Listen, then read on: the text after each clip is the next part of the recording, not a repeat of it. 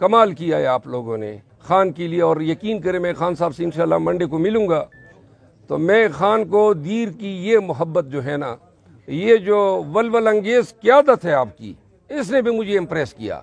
और मैं दाद देता हूँ आप सबको, मैं खिराज तहसीन पेश करता हूँ और पाकिस्तान तहरीक इंसाफ के ज़िला दीर अपर और लोअर दोनों का शुक्रिया पाकिस्तान तहरीक इंसाफ की तरफ से मैं अदा करता हूँ। जिंदाबाद जिंदाबाद। मैं आपकी सवालात से पहले दो बातें करना चाहता हूँ। आज हमने वर्कर कन्वेंशन में जो 2-3 बातें की, पहली बात तो ये है कि आज ये इस कन्वेंशन से और पहले जो कन्वेंशन हुए 4 सदा में 2 मर्दान में हुए, और बावजूद इसके कि आपने देखा कि ये रुकावटें खड़ी की गई, अगर रुकावटें न होती, ये वो लोग पहुंचे हैं जो पार्टी के डाई हार्ड वर्कर हैं, आम आदमी या जो आम वोटर हैं जो खान को वोट देना चाहता है, उसकी रसाई जो है उन्होंने रिस्ट्रिक्ट की।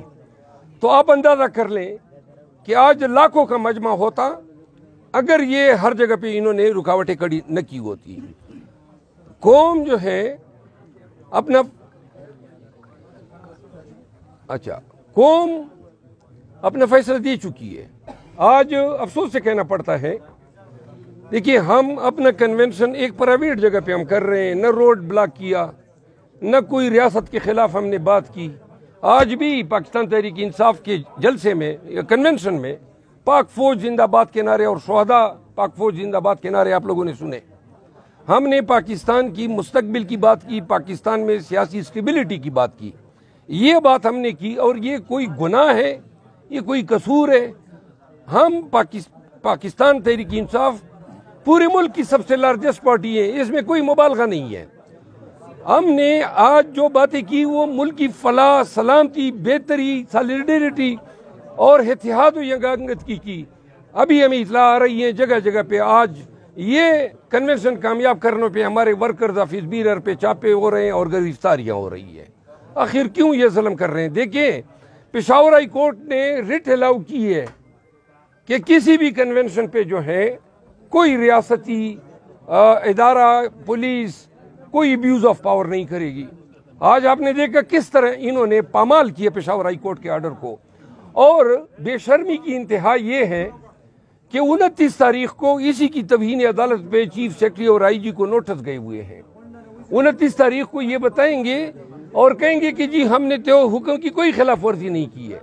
आज इस हुक्म की हर जगह पे इन्होंने खिलाफ वर्जी की, तो लिहाजा क्यों नहीं मान रहे हैं? आखिर क्या कसूर है हमारा? कौन सा गुनाह हमने किया हुआ है कि आप हमें हमारे फंडामेंटल राइट से महरूम करना चाहते हैं पाकिस्तान के अवाम को? बातें हमने क्या की? एक बात ये की कि 40 साल मुस्तनद चोर उसको लाया गया है और सिर्फ उसका रास्ता जो है क्लियर करने के लिए हमारे साथ ये हो रहा है। आखिर ये शख्स 10 से 12 बिलियन डॉलर जो है पाकिस्तान के काके इसने फॉरेन बैंक में जमा किए हुए हैं। हर बार हुकूमत कर लेता है, लूट मार करके चला जाता है, बैरून मुल्क डील कर लेता है और फिर डील के नतीजे में वापस आ जाता है। और 4 दफा इन्होंने फेडरल हुकूमत की कि पंजाब में अलहदा उनकी हुकूमतें रही, केपी में रही। यही काफ़ी है कि आपकी ये मजीद ख्वाहिश कि मैं फिर हुकूमत करना चाहता हूँ।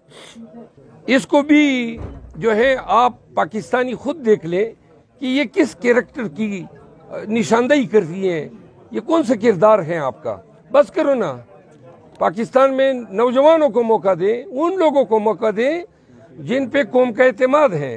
कौन सा देखिए, आपको पता है 13 billion dollar average Pakistani overseas जो है वो पाकिस्तान को भेज रहे हैं। अब इसमें IMF, वर्ल्ड बैंक, तमाम फाइनेंशियल इंस्टीट्यूशन, आप उनकी मदद देख लें या उनके लोन देख लें और ओवरसीज के देख लें। ओवरसीज की रिमिटेंसीज श्रिंक हो गई है। क्यों? उनको पता है कि हम जो डॉलर पाकिस्तान भेज रहे हैं, अगर कोई एतमाद का बंदा है तो उनकी दौलत पाकिस्तान में महफूज है। जो खुद पाकिस्तान से डॉलर ले जा रहे हैं हाकिम बन के, तो उनको कौन डॉलर भेजेगा? पाकिस्तान को इस वक्त में पॉलिटिकल स्टेबिलिटी दरकार है। हम तारीख के इंतहाई नाजुक दौर से गुजर रहे हैं।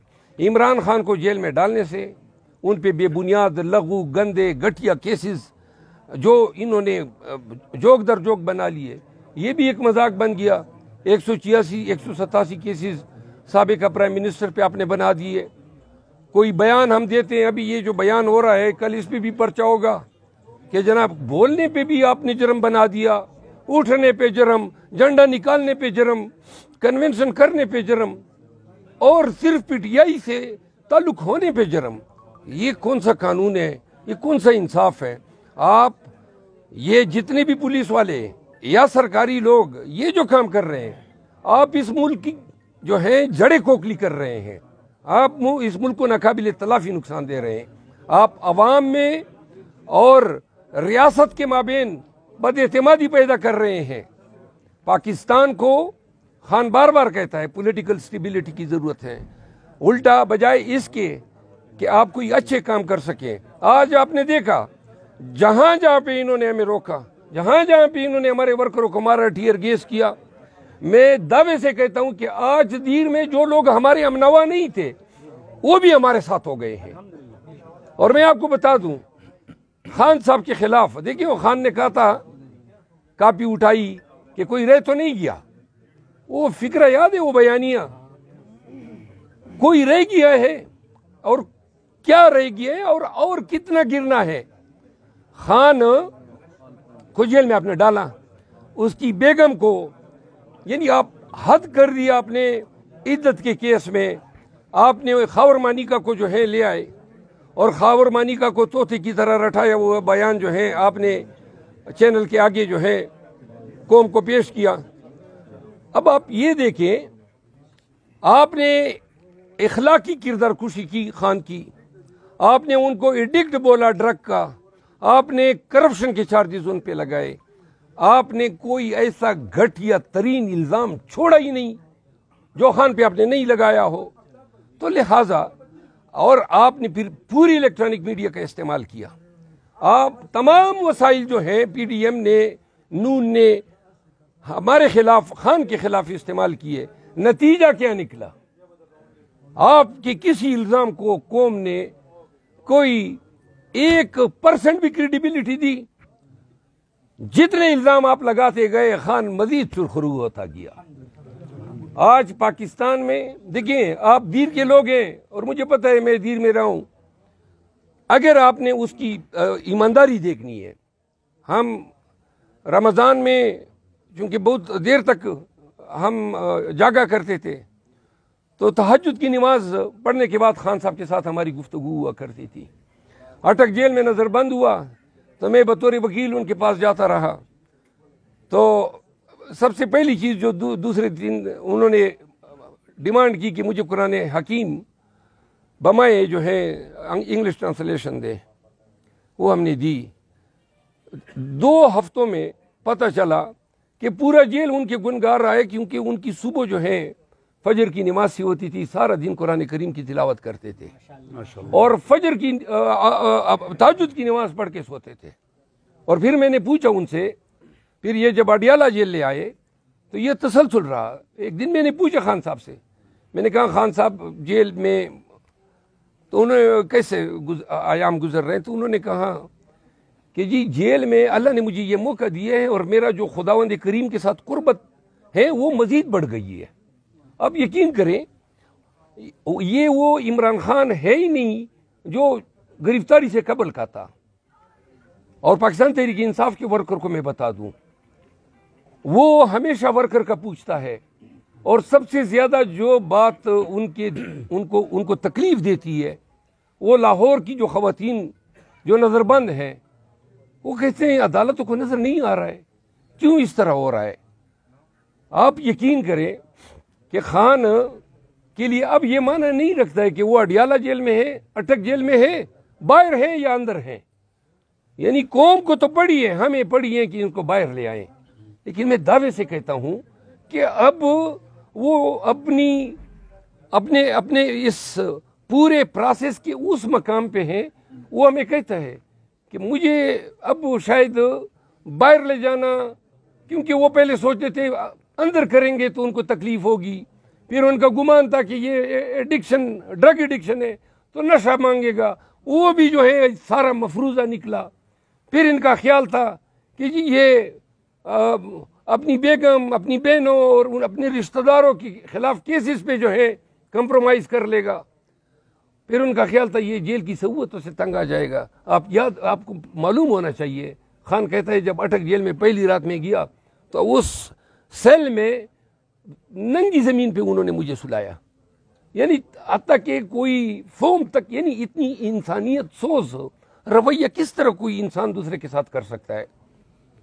बहरहाल मैं तमाम पाकिस्तान तहरीक इंसाफ के वर्कर को बताना चाहता हूँ, आपका लीडर, आपका मुर्शिद, अब ये जेल की सहूबत है, ये उन सहूबतों के नाम से मुबर्रा हो चुका है।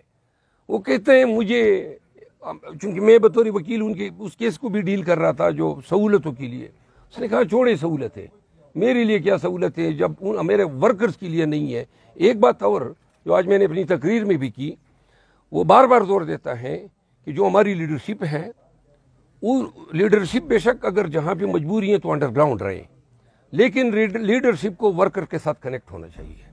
और अगर वर्कर जेलों में है, वर्कर जो है उनको वकील की ज़रूरत है, वर्कर जो है उनको कोई मटीरियल सपोर्ट की ज़रूरत है, या वर्कर जो है उनकी रसाई अपने मकामी MPA तक नहीं है, तो उसने कहा उन तमाम को ये सोचना चाहिए कि पहले उन्होंने कहा था कि जी साबिक़ जो MNAs MPAs आड़े वक्त में पार्टी के साथ खड़े हैं उनको टिकट दिए जाएंगे। अब वो कहते हैं कि नहीं, जो आड़े वक्त में वर्कर के साथ खड़े रहे हैं और वर्कर के साथ उन्होंने राब्ता रखा है, तो उन जो है कैंडिडेट्स को जो है तरजीह दी जाएगी।